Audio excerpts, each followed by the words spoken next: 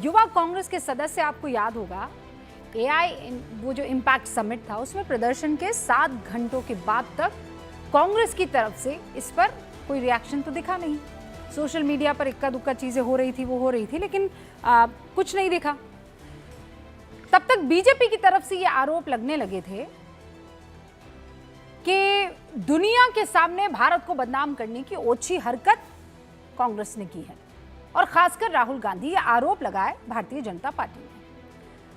पूरी सोच समझ और नफा नुकसान के आकलन के बाद कांग्रेस पार्टी अपने यूथ विंग के इस शर्मनाक प्रदर्शन के बचाव में फिर उतर आई, और उसके बाद बचाव में ये तर्क दिया, और एक आध तर्क नहीं, ऐसे ऐसे तर्क।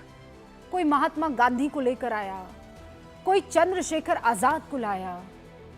कांग्रेस नेता गुरदीप सिंह सप्पल कहते हैं कि युवा हैं, जोश में आ जाते हैं। लगा शायद कांग्रेस को अपनी गलती का एहसास है। लेकिन इसके बाद कांग्रेस के मीडिया विभाग के चेयरमैन पवन खेड़ा आए।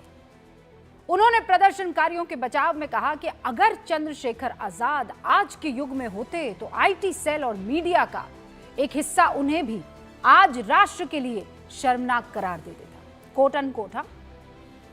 इससे पहले यूथ कांग्रेस अपने नेताओं के शर्टलेस प्रदर्शन की तुलना महात्मा गांधी से कर चुका था और लिख चुका था कि हम गांधी के वंशज हैं, शर्टलेस ही सही। सोचिए, हालांकि कांग्रेस के इन सारे तर्कों से उनके दोस्त और अपने नेता ही सहमत नहीं दिखे।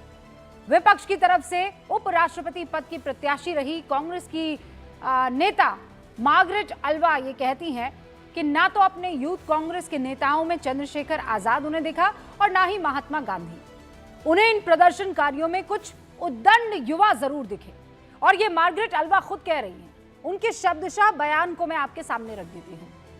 मुझे लगता है कि इंटरनेशनल इवेंट्स में गरिमा और अनुशासन होनी ही चाहिए। कांग्रेस अध्यक्ष मल्लिकार्जुन खड़गे के बेटे और कर्नाटक कांग्रेस सरकार में मंत्री प्रियांक खड़गे कांग्रेस को नसीहत देते हैं, चूकते नहीं है। प्रियांक खड़गे कहते हैं कि भारतीय युवा कांग्रेस का विरोध का तरीका शायद सही भावना के अनुरूप नहीं था। समाजवादी पार्टी के अध्यक्ष और राहुल के करीबी अखिलेश यादव कांग्रेस के इस कारनामे के खिलाफ दिखते हैं। अखिलेश को भी इस मसले पर कांग्रेस से शिकायत दिखती है। वो कहते हैं कि दुनिया के सामने देश का अपमान गलत है, नो मिंसिंग ऑफ वर्ड्स।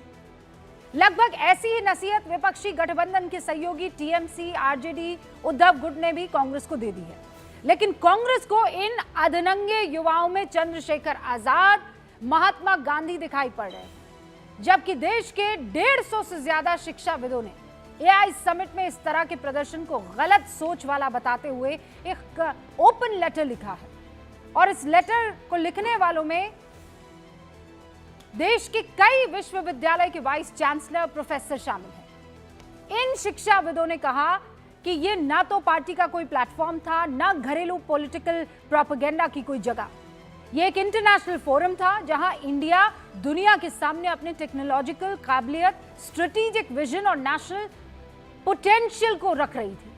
ऐसे वक्त को राजनीतिक डेमोन्स्ट्रेशन के मौके में बदलना, फैसले की गंभीर कमी और जायज डेमोक्रेटिक असहमति और ग्लोबल स्टेज पर नेशनल इज्जत बचाने की जरूरत के बीच फर्क ना कर पाने को दिखाता है। हालांकि इस खुले पत्र से भी कांग्रेस को अपनी गलती समझ में नहीं आने वाली, क्योंकि कांग्रेस को तो उनके दोस्त ही नहीं समझा पा रहे। समझा पाते तो प्रदर्शनकारियों की तुलना देश की आजादी के आंदोलन के नायकों से तो नहीं ही करते। वैचारिक शून्यता का हाल आप देखिए कि जिस कृत्य को गलती बताकर उससे किनारा किया जाना चाहिए था, उसको महिमा मंडित किया जा रहा है। मतलब हद होती है जहालत की। और इसी को जब प्रधानमंत्री नरेंद्र मोदी कॉल आउट करते हैं, नैतिकता याद आने लगती है फिर सबको। रविवार को प्रधानमंत्री नरेंद्र मोदी ने कांग्रेस से पूछा कि ये काम डीएमके ने क्यों नहीं किया, बीएसपी ने क्यों नहीं किया, फारूक अब्दुल्ला की पार्टी ने क्यों नहीं किया, कांग्रेस ही क्यों? सुनिए। देश तो जानता है आप पहले से ही नंगे हो, फिर कपड़े उतारने की जरूरत क्या पड़ी? कांग्रेस के नेताओं ने वहां जो कुछ किया वो दिखाता है कि देश की सबसे पुरानी पार्टी वैचारिक रूप से कितनी दिवालिया हो गई है, कितनी दरिद्र हो गई है।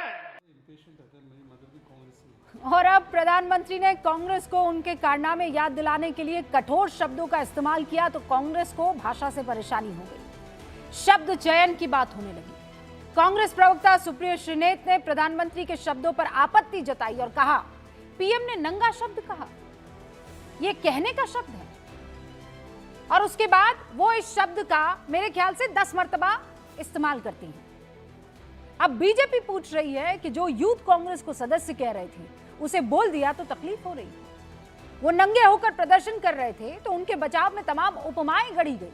प्रधानमंत्री ने इस पर हमला बोला तो कांग्रेस को अचानक मर्यादा याद आने लगी। प्रधानमंत्री ने जिस तरह का रुख यूथ कांग्रेस के प्रदर्शन पर अपनाया उससे साफ है कि बीजेपी इस मुद्दे पर कांग्रेस को छोड़ने के मूड में नहीं है।